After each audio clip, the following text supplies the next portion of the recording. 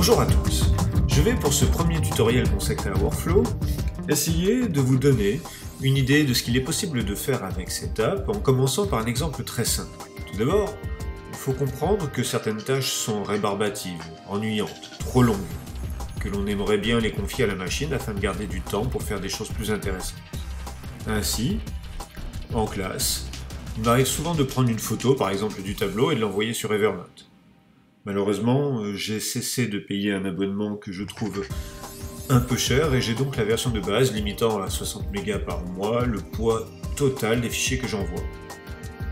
Je prends donc le soin de redimensionner, d'alléger ou de rogner mes photos avant de les mettre dans une boîte, ce qui est passablement laborieux.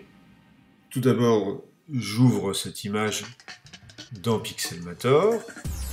Je vais faire les modifications voulues. Je vais par exemple changer la taille de l'image. Je vais aussi la rogner.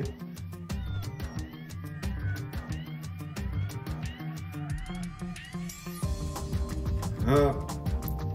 On va enfin enregistrer l'image.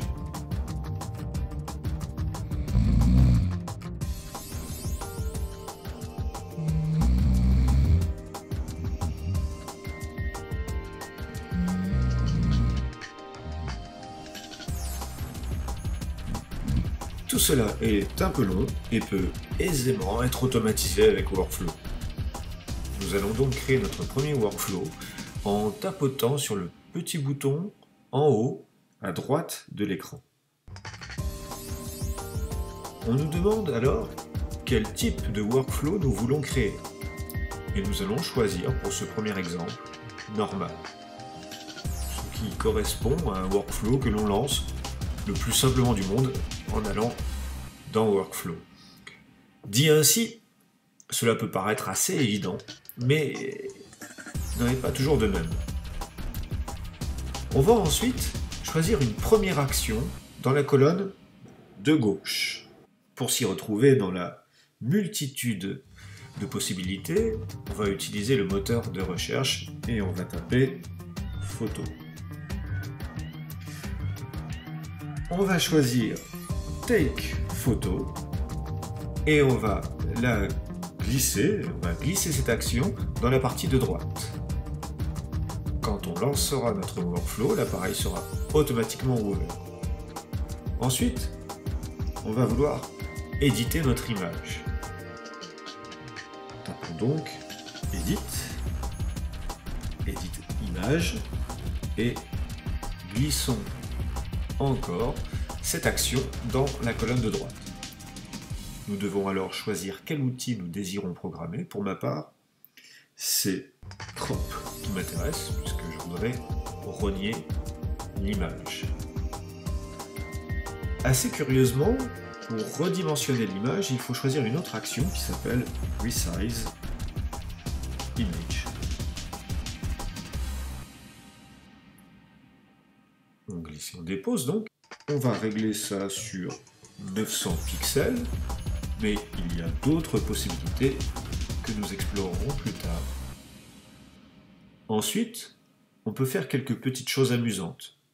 On peut, par exemple, faire en sorte que l'image soit placée automatiquement dans le presse-papier en choisissant Copy to Clipboard. Si on choisit cette action, une fois que le workflow se sera déroulé, l'image n'aura plus qu'à être collée puisqu'elle est dans le presse-papier.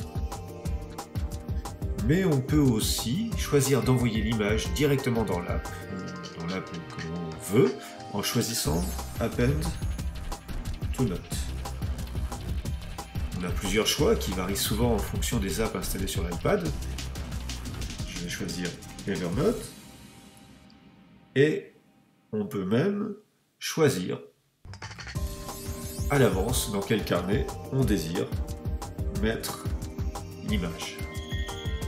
À présent, on n'a plus qu'à lancer le workflow en appuyant sur le bouton de lecture qui va lire de haut en bas le workflow, c'est-à-dire un peu à la façon d'une partition de musique, les différentes parties, les différentes actions que nous avons choisies.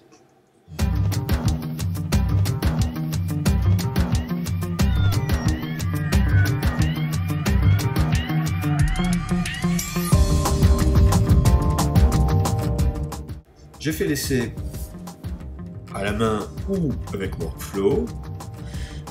Manuellement, le temps de lancer l'appareil photo et de prendre la photo, lancer la photo, ouvrir la photo dans Pixelmator, renier, redimensionner la photo, l'enregistrer, aller la rechercher dans la photo, la copier, puis la coller dans Evernote, tout ça, ça prend approximativement 1 minute et 0,6 secondes.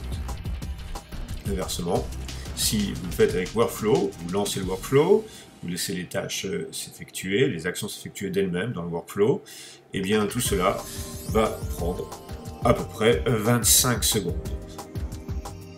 Pas mal, non? On gagne plus de la moitié du temps. Et il y a encore de très nombreuses utilisations de Workflow qui peuvent vous faire gagner du temps ou vous permettre d'être plus efficace dans votre travail. Par exemple, on peut obtenir la date en utilisant ce qu'on appelle une variable. Je vous en parlerai la prochaine fois. Il y a encore ces 2 workflows qui me permettent d'envoyer des images retouchées et renommées sur mon serveur avec Transmit, ou des fichiers MP3 qui ont là encore dû être convertis pour être ensuite envoyés avec Transmit toujours.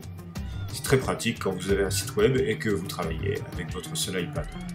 Voilà, je vous remercie d'avoir écouté ce tutoriel et je vous dis à la prochaine fois.